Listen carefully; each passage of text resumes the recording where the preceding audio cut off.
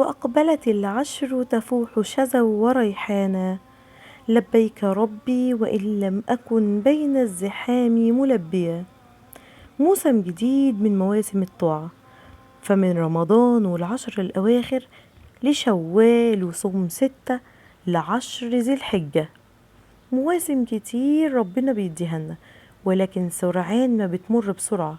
عشان كده لازم تخطط وتحط مخطط ليك عشان تقدر تغتنم 10 ذي الحجة. ابدأي يومك بقراءة خواتيم سورة آل عمران اقتداء بالنبي صلى الله عليه وسلم. ودي وصلي ركعتين قيام ليل، ويا سلام لو صليتي كل يوم ركعتين توبة. ما تنسيش ان النبي صلى الله عليه وسلم كان بيتوب في اليوم 70 مرة. هتنوي صيام 10 ذي الحجة، وحاولي السحور بتاعك يكون خفيف وفي نفس الوقت بيمدك بالطاقة عشان تقدري تكملي يومك في طاعة. وبعد ما تصلي الفجر وتقولي أذكار الصلاة، قولي بالمرة أذكار الصباح وانتي منتظرة الشروق.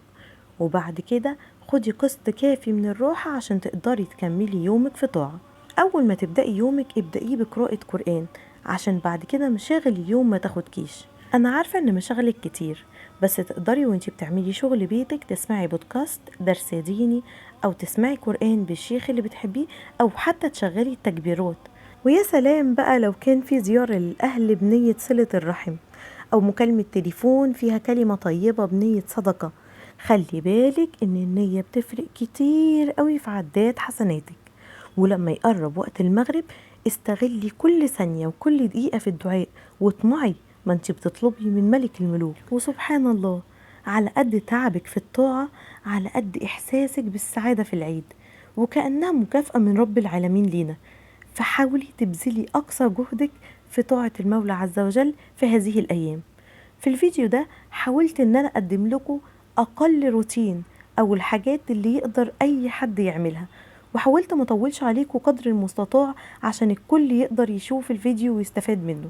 وحاولت اسيب لكم افكار مختلفة من الطاعات تقدري تزودي بيها عداد الحسنات، فما تنسنيش من الدعاء.